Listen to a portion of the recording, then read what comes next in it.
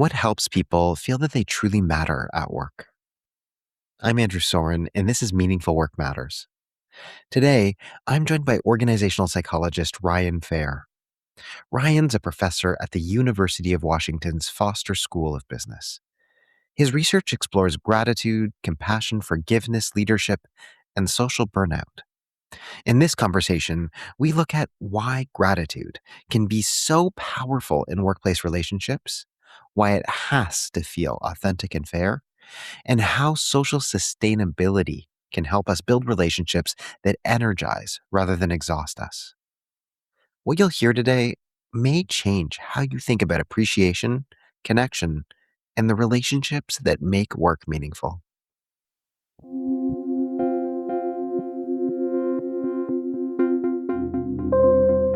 Welcome to the Meaningful Work Matters podcast. I'm your host, Andrew Soren, founder of Eudaimonic by Design.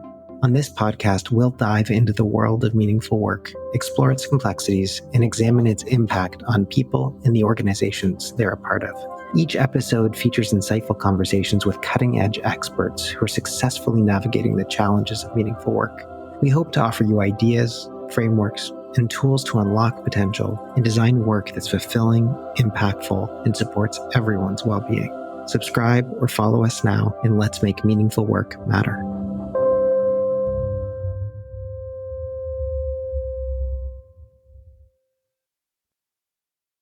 Ryan Fehr, welcome to Meaningful Work Matters. I am glad to be able to have you here. Welcome. Thank you. It's great to be here. We are, I think, going to be having an interesting conversation today.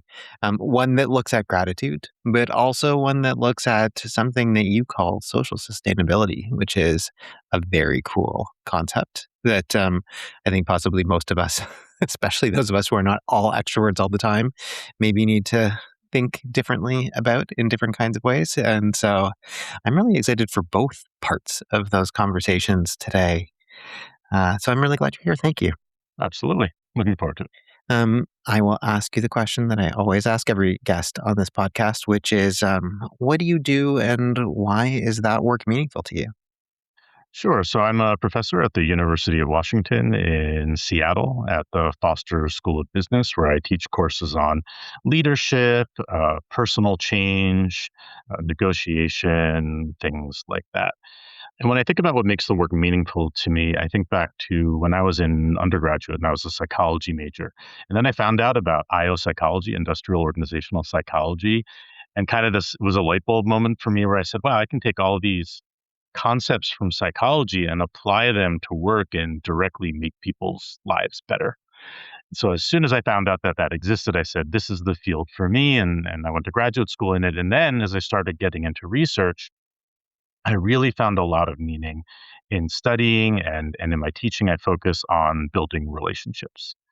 And so it's really my belief that what makes an organization great and what makes it great to go to work as opposed to dreading it is, do you feel energized by the people around you, or do they deplete you and do you feel frustrated by them? And so all the work that I've done on forgiveness and gratitude and compassion and all these different topics is really all centered around building constructive, energizing, sustainable relationships with other people. I really love that.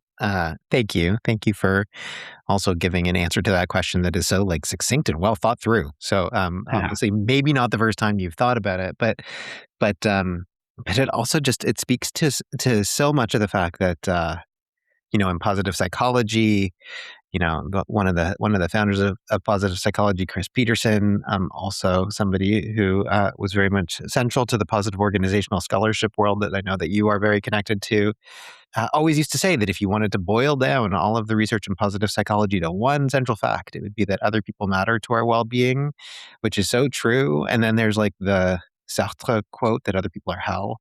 And so that juxtaposition that people matter for our well-being in both good and bad ways. And how do we navigate that is something that I hear inherently in what you're trying to describe. Yes, absolutely. And I think that's what makes it so interesting and why there's so much to study because we know other people matter, but it's not so simple as just saying, oh, people matter. Okay, I guess I'll hang out with some more people. There's a lot of nuance to it and a lot to study. So plenty to keep me busy day to day. Totally. Well, let's start with actually an article that you recently published. There's a great journal called the Annual Review, which basically asks extraordinary scholars to team up and think about what's the state of the world around a specific topic. And you and a bunch of colleagues recently did one on gratitude at work. And so maybe, like, let's talk a little bit about that article because I thought it was some pretty cool and different takes on gratitude than I have heard before. So, shall we jump into that one? Yep, sounds good. Okay, let's start with like, what on earth does gratitude mean? It's like I have a friend, Mo McKenna, who likes to say that common sense words need to be made sense of as a commons, and I feel like gratitude is one of those words that like everyone knows what gratitude means, but do they? Oh, How how do you well, define gratitude, or the different ways we could even think about gratitude?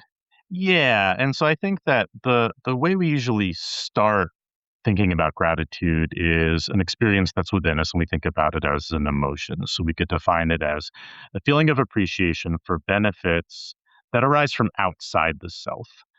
And so the idea is, something good happens, somebody helps you, you're talking to your leader and they provide a really great development opportunity.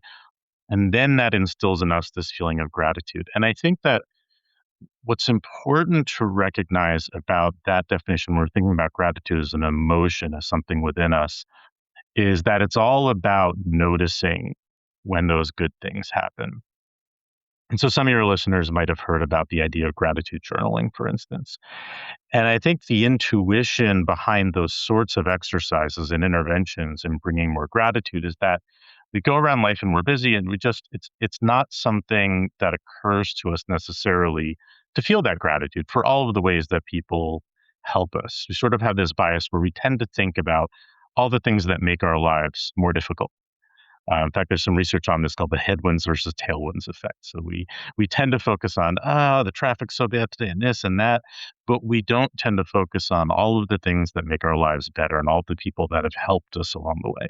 So we focus on the person that's blocking us in front of us in traffic and not the person who let us in when we entered the highway. And that's just true in so many dimensions of life.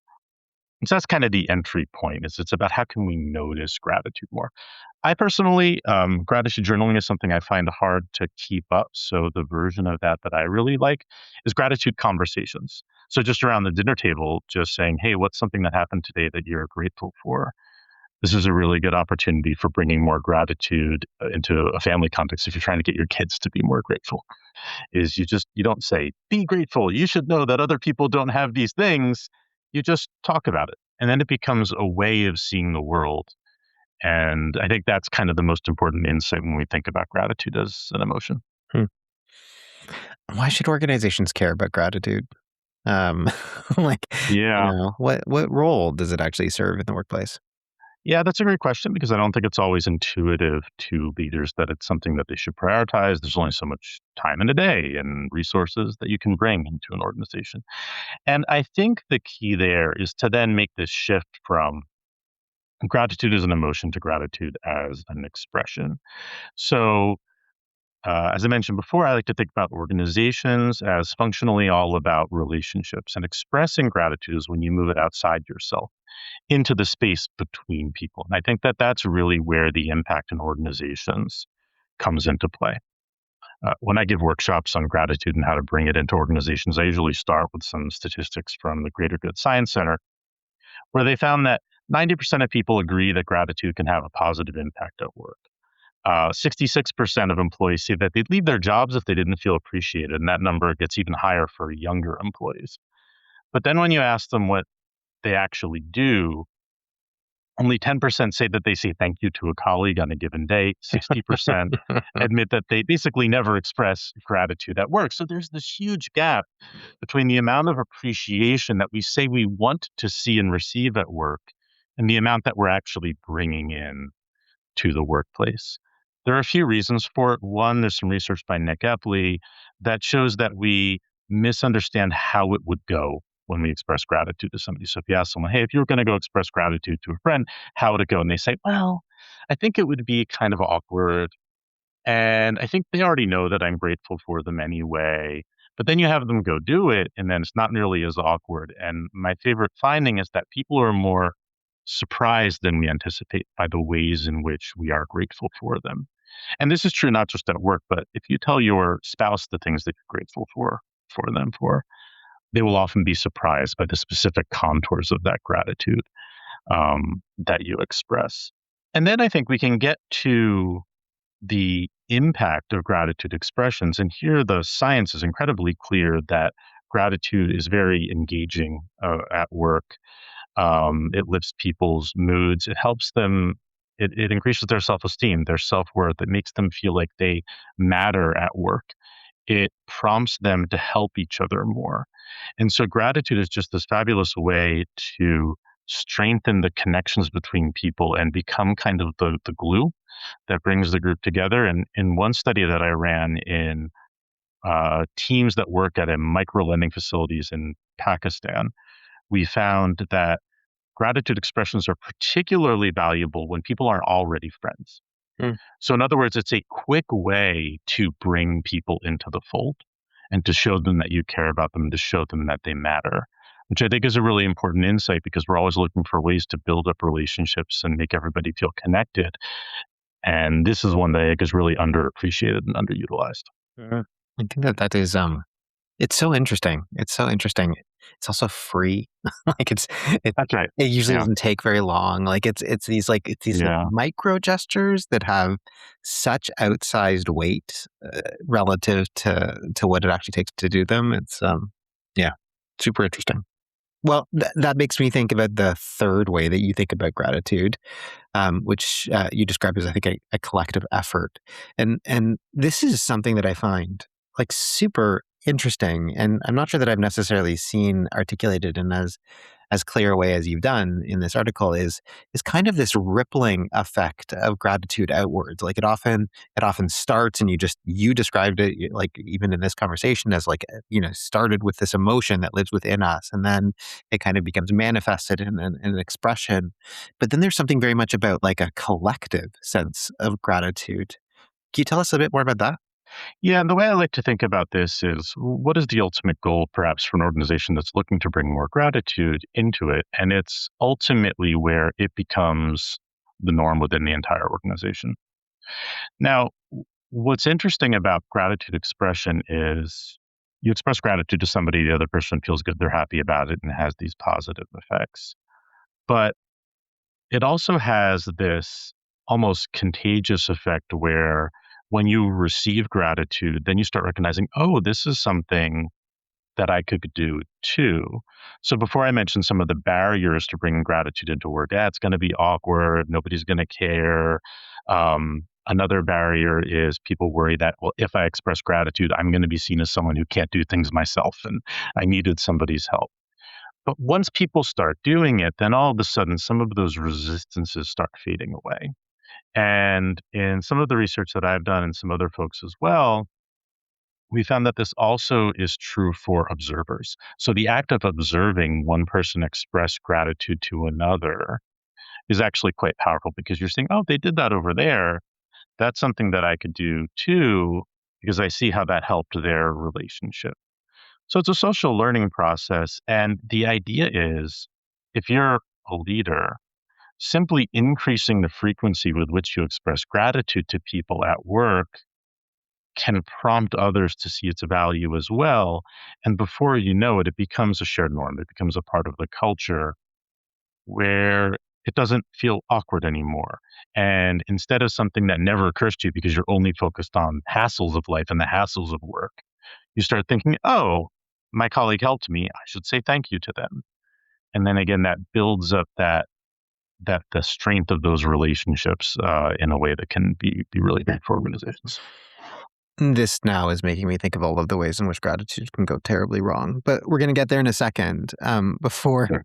before we do, like, this is a pop quiz question. I mean, we're on a podcast called Meaningful Work Matters. What's the Yeah. relationship between gratitude and meaning? Yeah. Well, I think it gets back to, how do people find meaning in their work, right? And I think one of the core answers to that is feeling like they've had a positive impact. Mm. And so I think this is one of the really powerful things that gratitude does, is it helps other people see, this is the, what we could think of as pro-social impact that I've had. And the reality is, when you're at work, you have positive impacts in all sorts of ways.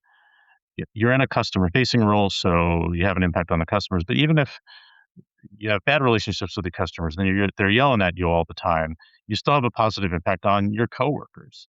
And so if you have a bad day interacting with customers, but one of your coworkers says, "Hey, thank you for helping me get used to this job or helping me build a new skill," all of a sudden that can transform your day because it wasn't a waste anymore. And you're seeing, oh, I was actually able to have this impact on my colleagues. And this is part of what I do to have this positive impact on all of these people around me. Hmm. I think that's well articulated. We've had several people on this podcast come and talk about mattering, the importance of mattering. Mhm. Folks like Zach Mercurio, Isaac Brolin-Tensky, many folks have come and talked about mattering. And to me, gratitude is like often what we're doing in gratitude is helping someone understand the value that they've been able to bring to the table and that they are valued for doing it. Like you're Yep. fundamentally doing the work of helping someone know that they matter by just saying thank you. Exactly, exactly. Mm. Well put. Okay, I'm a big fan of dark sides. Anybody who's listened to this podcast knows that that I think that much like Aristotle, I believe that every virtue lives between vices. You can either do too Yeah, much or too little of anything, and it suddenly goes terribly, terribly wrong. I've seen sure. that when it comes to gratitude. It's been interesting, and I've used a lot of different platforms, feedback collecting platforms over the years, and some of those platforms have gratitude functions built right in, Yeah, and I've seen how that kind of collective effort around let's try to make let's try to build a culture of gratitude maybe starts really strong, but then like yeah, you just watch like it's fascinating yeah, to watch the numbers of utilization where like it starts and people are super excited and then it like hits a certain point and then either it's like a slow drift or like maybe a nosedive or there's yeah. inauthenticity or there's all sorts of things that can kind of go wrong. So I'm curious about like what have you seen as kind of the dark sides of gratitude at work? Yeah, there are a few angles here. Yeah, I'll lead with one that I wasn't initially thinking about, but since you mentioned platforms, I do find that a software first approach to gratitude tends not to work pretty well. So there are plenty of companies that promise on off the shelf, hey, we're going to have this thing that'll help you express gratitude to each other. And the problem with that is that it's not starting in a substantive way. Like, it kind of puts this, here's how to do it first, without those sort of fundamental reasons to be grateful. And that gets me to, I think the first one is, when I think about ways that attempts to bring gratitude into organizations can backfire, it's not so much the dark side of gratitude itself, but it's what happens when you try to bring it into the wrong context. So, what I always like to tell leaders is, you need to start with a foundation of treating your employees with dignity and respect. You need to give them something to be grateful for instead of just trying to tell them, express gratitude more. Like, you need to build a culture where employees feel cared for and are treated with care and compassion and fairness before you bring into the gratitude. So gratitude is something that goes sort of on top of all of that. Otherwise, you get the sort of resentment and you're just trying to do this, but you don't really care about us because you're not doing those deeper things to show that you care. Can I just like I want to pause you right there because I think it's like it's such an important underlining point. What does a culture of care actually look like? If I had to go to one thing, it's leaders listening to their employees. I think if you don't feel like your concerns are being heard and addressed, if you don't feel like there's a sense of procedural justice in the organization where things are being explained to you and those lines of communication are open, I think that that's where that sense of care and respect goes away. Because I think employees, they want to feel supported in their growth. They want to feel like the hassles, the things that are frustrating are taken seriously by the organization. So if I had to say what's the one thing to do before you bring gratitude in, it's to listen to your employees and understand them better and where they're coming from and what's bothering them. Mhm. And then that becomes the seed for relationships that are strong enough where you can start bringing in the gratitude in a way that resonates rather than has a backlash. Makes so much sense. It makes so much again, I'm kind of reflecting back to Isaac Valentensky, who kind of is, like, famous for saying there's no wellness without fairness. Like, Hmm. it's kind of a similar kind of a concept that I hear you saying. Like, we Yeah. can't actually do gratitude in any kind of authentic way if I really don't think that you care about me. And, like, if you're not listening to me, if you're not listening, there's no way that I can can express frustration. If that's not taken seriously, then your gratitude's gonna be totally hollow. Yeah. Yeah, that's absolutely right. And the other piece that I find that I think is not always intuitive from the get-go, but is a very strong effect is people really like to be appreciated. And so if leaders are going to start expressing gratitude to their employees, they actually need to be really careful about the justice of it all and if they're actually sort of giving that gratitude to everyone. A couple of years ago, I ran a study in a lab where we would have two students come into the lab and there was an RA running this. We called it a creativity study. So each person would be doing this creativity task.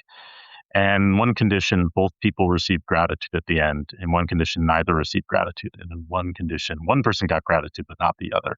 And oh my goodness, the condition where one person got gratitude, but the other did not. I have never seen such angry undergraduates. They were like, I never want to do one of these studies again.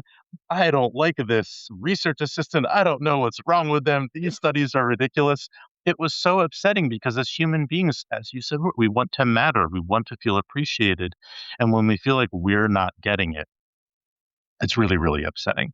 Mm, And so I think our default is to always think about gratitude in terms of authenticity, and that does matter, but we don't think about it in terms of the justice and the fairness of it. mm, And one way of thinking about this is that what we're not doing is gratitude is not you performed well and I'm going to recognize you for it.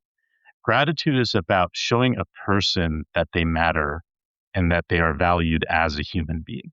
mm. And that's something that we can and should give to everybody, not just employee of the month on the wall.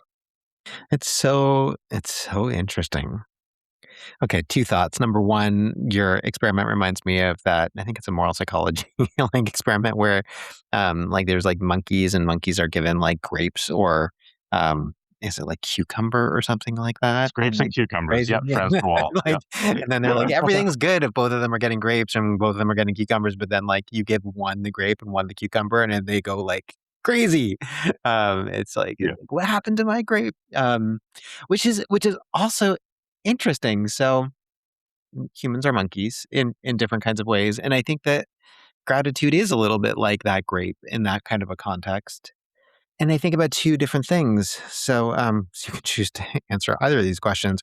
One is, an old recognition, which is I think that when I used to teach for years, I've worked in organizations where I've had to teach about feedback. And when I Mhm, first learnt about providing feedback in organizations, specifically the importance of providing positive feedback in mhm, organizations, it was ultimately used as a tool of positive reinforcement. I give positive feedback mhm. for the kind of behaviors that I want to see repeated. Very That's right. Skinnerian. That's right. And I think that gratitude and positive feedback are probably that those terms aren't necessarily used interchangeably, but I think to many people, and especially managers, when they Mhm, think about positive feedback, all they're really doing is just saying, "Hey, thanks for doing that." mhm, Um, and it is very performance oriented, mhm. and it does tend to create differentiation, and often very intentionally. So, Yes. curious if you want to comment upon that. But the other thing that I'm also curious about is I was just at a retreat this past weekend. And in that context, there was a conversation that was had about, we're doing differentiated amounts of work here. And so when you are grateful to when you're grateful to all of us equally, manager, Uh-huh. it actually makes me feel devalued because I feel like I'm doing double the effort as my colleague. And yet you're providing equal gratitude to both of us. And so that makes me feel like it doesn't count. Yeah, I mean, I think To your first question, I think part of what's going on here is that we can't help but view work through a very transactional lens. And it is. You go in and you do work and you get money for the work that you do, and that totally makes sense. But then we take gratitude, which is this concept that has deep philosophical origins, has been around for forever, and it has existed outside the context of work for forever. And we try to shoehorn it into this specific performance appraisal bucket. And I don't think that it thrives there. And so I think this is about separating these things out a little bit. And I guess what I would push back on with your example of, oh, well, if that person gets gratitude too, then that devalues the gratitude you give to me, is that there are different things that leaders can do that serve different functions. And I think it should be the case that everybody can be told that they have value as human beings, and that the simple fact that the person next to me is told that they have value does not somehow, harm me in some way. So you can have, I mean, by all means, you want to have the systems in place that reward good performance at work, et cetera. But additionally, there is the human side of it where we are telling even a newcomer who is struggling that gratitude matters. There's there's a guy, Mike Robbins, who gives talks on gratitude. And so once we were at the same conference giving some workshop talks. And he used to be a professional baseball player, and he gives talks about gratitude. And he says, when I needed the gratitude? Not when I was on the pitcher's mound and throwing a perfect game. Where I needed the gratitude was when I was having a terrible game and the manager walked out onto the field and took me out.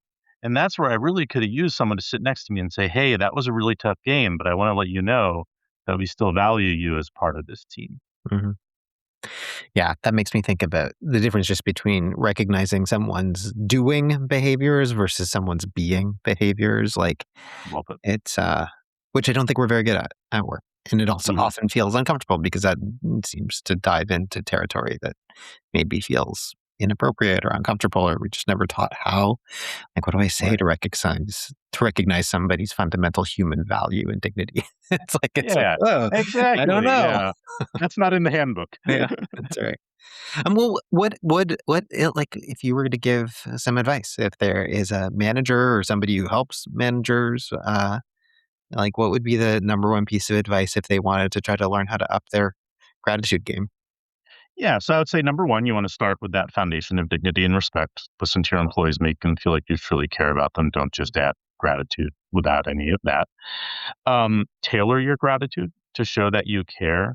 And there's some research that Sarah Algo and her colleagues have done, which shows that the gratitude that tends to land the best is the gratitude that speaks to the specific characteristics or values of the person that you admire. So not thank you so much, you really helped me, but thank you so much, you're a really great person. I can see that you care, things like that. So tailor that gratitude where you're showing that you see the other person, and this gets back to that idea of mattering is really, really useful. You want to share gratitude widely. Remember that you're affirming the value of your people, not rewarding performance. It's not like a carrot that you dangle. Oh, if you do well today, then I'll give you the thank you. It's something more fundamental about recognizing them as human beings. And then the fourth one I would say is lead by example, not decree. And so sometimes there's a tendency, and I think this gets back to the appreciation systems that you mentioned earlier. It can feel like, okay, everyone, now it's time for all of you to express gratitude to each other. It's Friday. Let's say Yeah, it's thank you to gratitude people. day. Yeah. Yeah, exactly. But if the leader leads by example and just starts doing it, then that's where you can start getting some those ripple Mhm. effects. And I'm not saying that the appreciation systems can't be useful, but I don't think they can work without the leading by strong example piece, Mm. because everyone's always looking at what the leader's doing. And they need to show up in that way if they want others to see the value and to really get that culture of gratitude we were talking about. Hmm. Thank you. Thank you. Mhm. Thank you for Absolutely. sharing such like deep insights that have fundamentally transformed the way that I think about gratitude. It makes me feel like very, very, very glad that you're able to be on this podcast and share your wisdom. And now I want to turn and talk about something different, which is something that I know that you're spending a fair bit of time writing and thinking about, maybe even writing a book about, which is this idea of social sustainability, um, which is just a really cool idea. So, what is it? What is it? Why is it important? Why should we care about social sustainability? Yeah, and so this is a book that I'm writing on that's coming out next year. It's called "I'd Love to, Just Not Today: Beat Social Burnout and Build Relationships That Don't Exhaust You." Good title. And Good title. thank you. All right, I'll see this. Um, and the start of it all is I felt like there's a lot of talk about a loneliness epidemic, which is a really important social issue. But the solution is always do more. Go to more events, hang out with more people, go find a group, and everything will work out.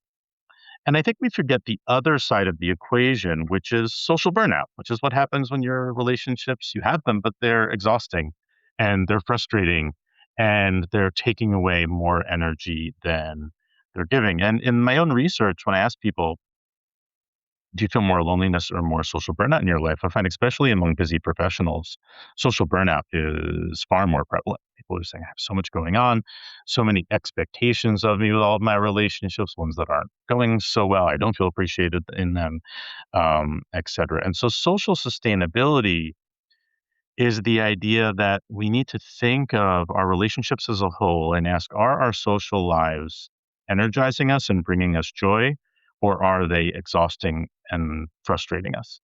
And if the answer is that they're exhausting and frustrating us, that's not sustainable. It's not sustainable to have a social life that is constantly taking away more energy than you're bringing in. And so we need to do something to fix that. And the solutions are different from the solutions of the loneliness epidemic. If your relationships are exhausting and frustrating you, the answer is not to just go and join a new club or meet a bunch of new people because you don't have the time and the energy for that. Instead, it's about rethinking your relationship with relationships. Things like higher quality solitude time, Hmm. where you can really get into a space where you feel restored before you move back into relationships. There's a concept I call social single tasking, which is the idea that just as we're really bad at multitasking and that can tire us out, talking to too many people too quickly in a big gathering or something can also be exhausting. But if we sit with one person at a time and give the space to have a meaningful conversation, that can be really energizing. Even if you're an introvert or a highly sensitive person or anything like that. Hmm. And so again, it's about all the different ways of finding that balance. And I think it's an important counterweight to the loneliness epidemic discussions, because what I find is that oftentimes people who are more introverted, et cetera, they end up feeling almost a sense of shame when they're told, like, you're not doing enough and you need to get out there more. It's what Susan Cain calls the extrovert ideal. And telling all the introverts that you'd just be happier if you just went out there and started acting more like an extrovert. Hmm. I really resonate with the single tasking here. I think, and I'm curious about the relationship between social burnout and extroversion versus introversion, uh, in in general. I would consider myself somebody who is an extroverted omnivert or a Mm. ambivert. Like, Mhm. I probably lean more.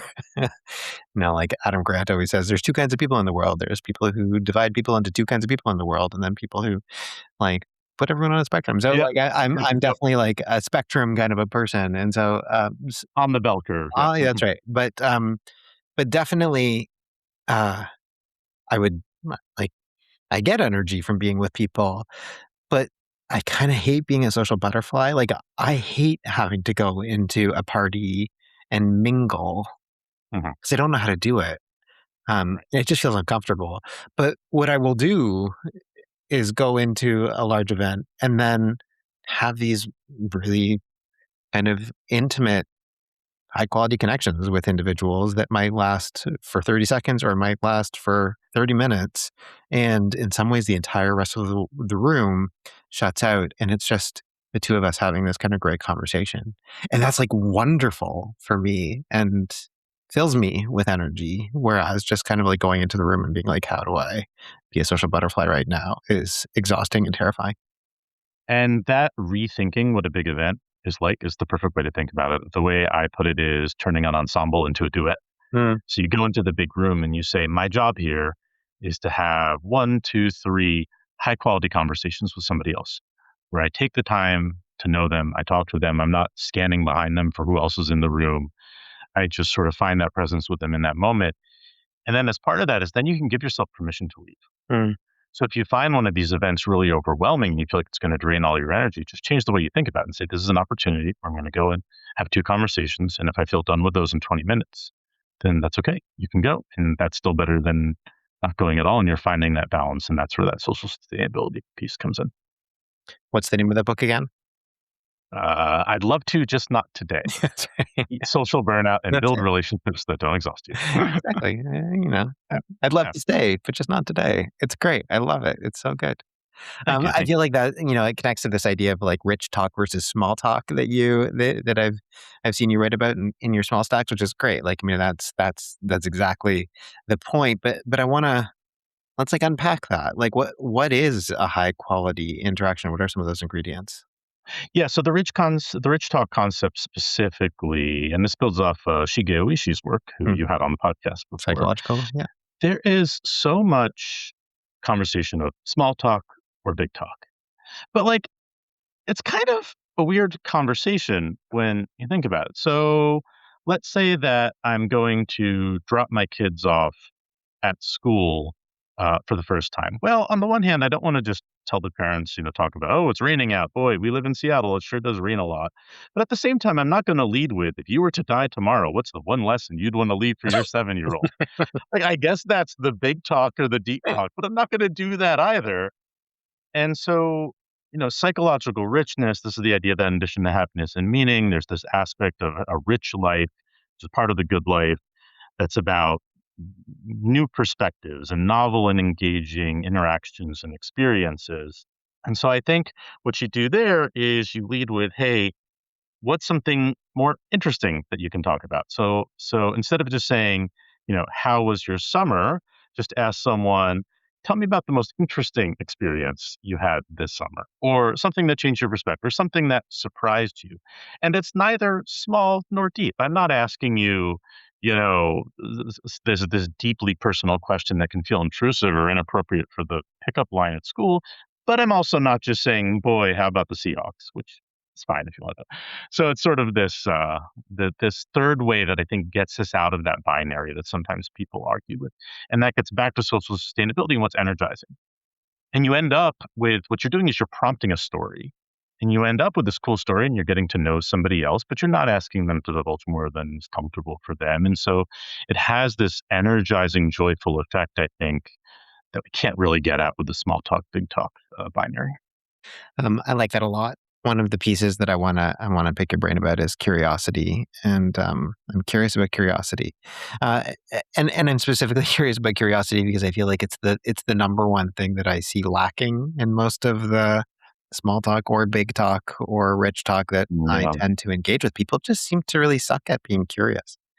Yes, Um, that's right. and so, tell me about that. What are your thoughts about curiosity? So the way I frame it in the book is I think that there's a lot that's written telling us to be more curious. Be more curious about the world, ask more questions, etc. But what I really want is I want the other person to be more curious. I don't know if you've ever had a conversation with, we call them non-askers, right? Where you have a conversation and it's like, you have not asked me a single question It's like my this life, my entire whole time. life. I'm like Right, to all the people exactly. that I love and talk with, I know that you sometimes ask me questions, but not enough. Right, exactly. And so the way I think about it is curiosity prompting. So how can we get the people in our lives to show more curiosity? I think it starts with understanding why people aren't more curious. And I think there's a few reasons for it. One is they just don't notice. So if you ask people, "Oh, did you ask questions in the conversation?" They'll say, "Yeah, I asked you a bunch of questions," and they just don't realize that they haven't asked questions. Another is I think they're overconfident. So we're really good at constructing an image of another person in our mind, assumptions, stereotypes, and we think we know who they are. And so we don't feel like we need to ask questions because we feel like we already know everything. And the other one that I think we underestimate is that sometimes people don't want to overstep, and they're worried if they ask questions that they'll be perceived as intrusive or something like that. And so I'll just give you sort of two interventions that can be useful. Um, One is just to be clear that it's okay to ask questions. You can just say, let's say you're at work and there's a new employee and they're feeling kind of nervous. You just say, I'll be happy to tell you about my new role if you'd like to learn about it a little bit or know something about it. And Repeating the just question. Can I just a like, little can I suggest a question you might want to ask me right now? Yeah, so just a little bit of making sure that that's part of what's okay. It sort of gets back to what I said about gratitude is people just it doesn't occur to them to express gratitude. And people just aren't thinking about asking questions. I also find that using stories can be really powerful because by telling somebody else a story, what you're doing is you're disrupting some of the assumptions and stereotypes. So my first research job in college was studying rattlesnakes and alligators in Oklahoma. Ooh. And so sometimes if I'm talking to someone and telling them the story of how I got into research, I will lead with that because it is disrupting the assumptions and the stereotypes. And then it will lead to more curiosity and more question asking. Mm.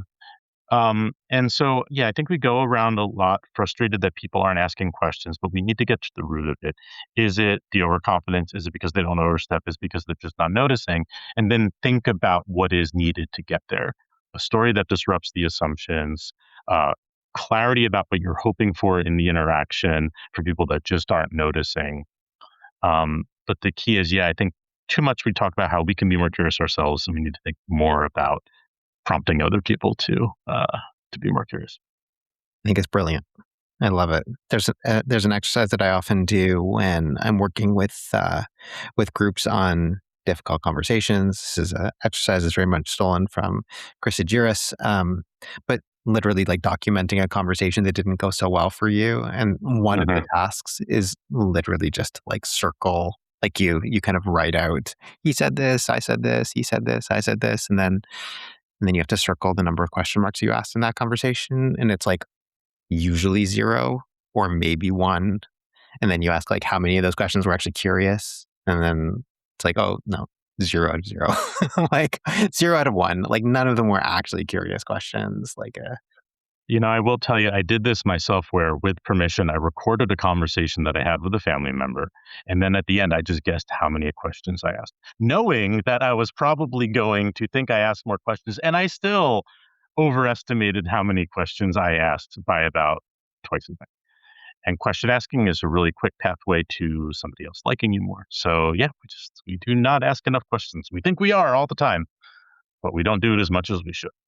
"Ryan, do you have any questions you wanna ask me?" Oh, I think I know everything about Yeah, you. okay, good, good, good. Okay. Glad glad we covered that. On to the next.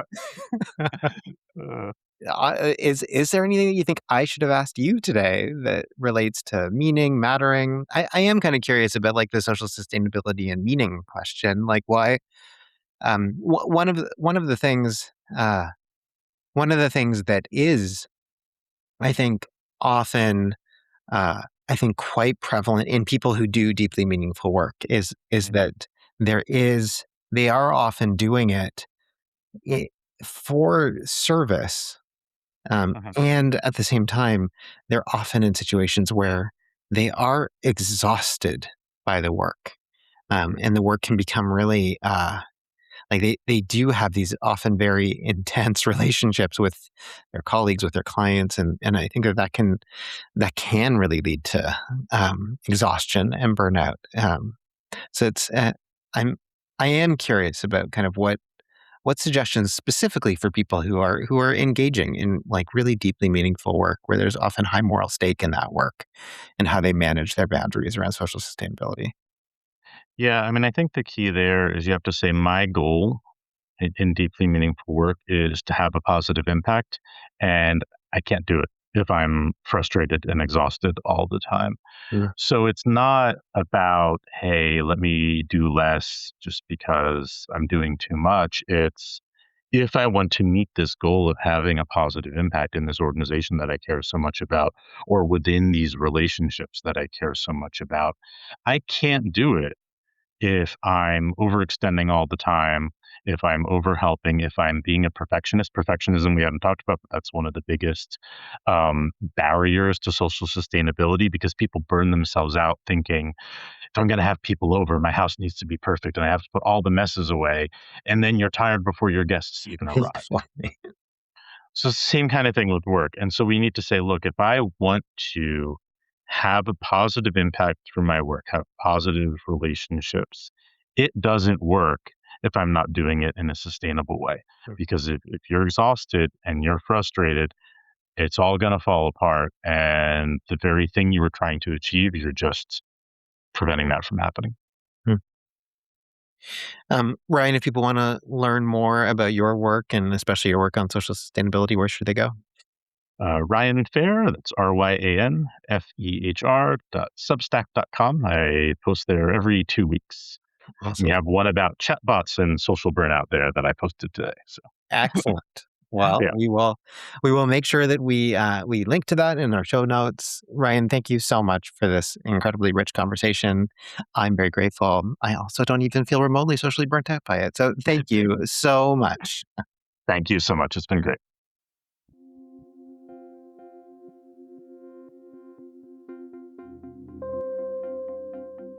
Thank you for joining us for another episode of Meaningful Work Matters. If you haven't already done so, be sure to subscribe to our podcast on your favorite platform. And if this episode resonated with you, please take a moment to leave us a review. Your feedback helps us make this podcast better and reach more listeners. You can connect with me, Andrew Soren, on LinkedIn, or visit www.eubd.ca